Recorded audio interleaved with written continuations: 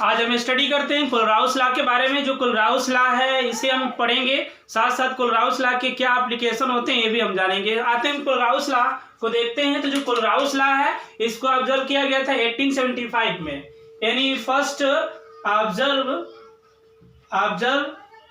इन 1875, यानी जो Kohlrausch law है उस कोलराउस लॉ को 1875 में क्या किया गया था, ऑब्जर्व किया गया था। दूसरी चीज ये है इसके अंदर काफी इंपॉर्टेंट चीज कि जब कोलराउस लॉ को ऑब्जर्व किया गया था तो किस तरह से इसे ऑब्जर्व किया गया इसे हम देखते हैं। जब ये कोलराउस क्या किए थे कि जो इक्विवेलेंट कंडक्टेंस होते हैं और जो इनफाइनाइट डायलूशन होता है ना, उनके बीच डिफरेंस फाइंड किया था। कब? कांस्टेंट टेम्परेचर पर। जब कोलराउस ने कांस्टेंट टेम्परेचर पर इक्विवेलेंट कंडक्टेंस और जो इनफाइनाइट डायलूशन होता है उनके बीच जब डिफरेंस उन्होंने निकाला तो डिफरेंस निकालने के बाद ये पता चला कि जो साल्ट सॉल्यूशन होते हैं उनके अंदर जो आयन होते हैं वो कॉमन होते हैं, है ना। क्या होते हैं? आयन कॉमन होते हैं। तो इसे हम देखते हैं कि he observed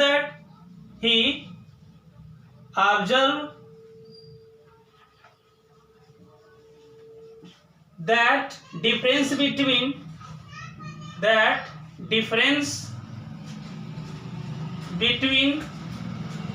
equivalent conductance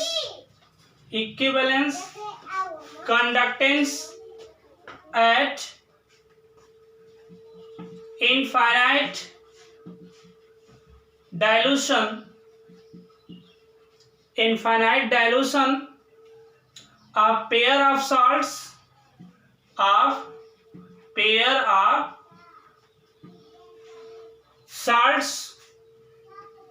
solution having an ion common is constant temperature. Common is constant temperature, यानी एक कांस्टेंट टेम्परेचर पर जो इक्विवेलेंट कंडक्टेंस होता है और इनफाइनाइट डायलूशन होता है उनके बीच जब डिफरेंस फाइंड किया गया था तो क्या मिल रहा था? कॉमन आयन मिल रहे थे।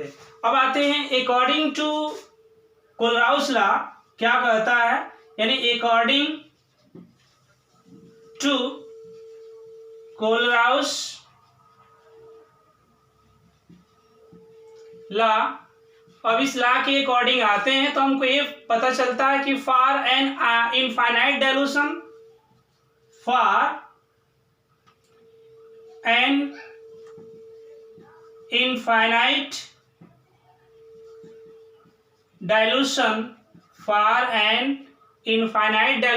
Equivalent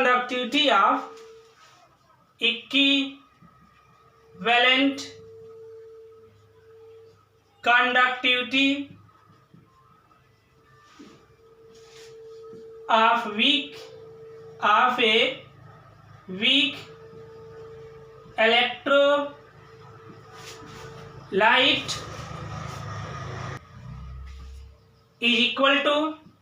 is equal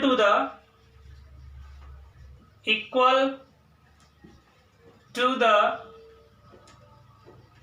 sum of conductivity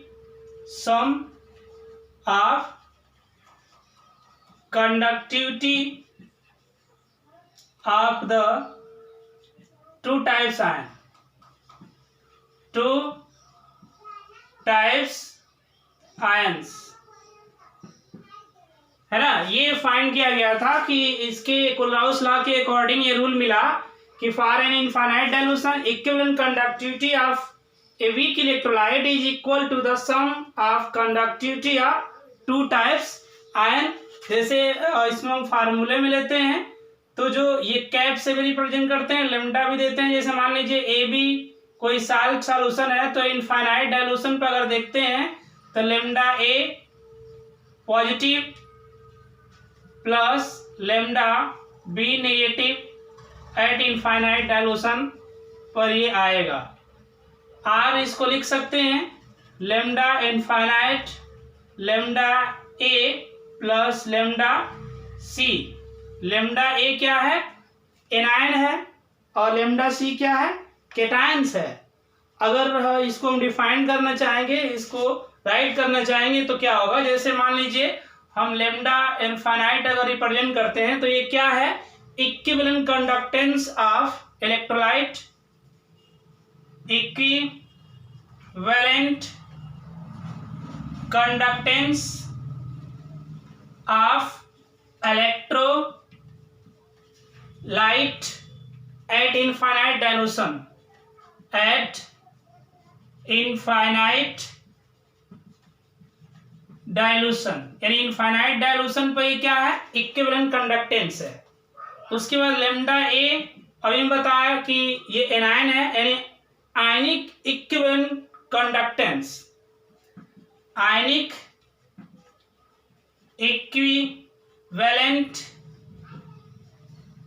conductance, ionic equivalent conductance of anion at infinite dilution, वही लेमडा ये सी आ जाएगा तो ionic conductance, ionic equivalent conductance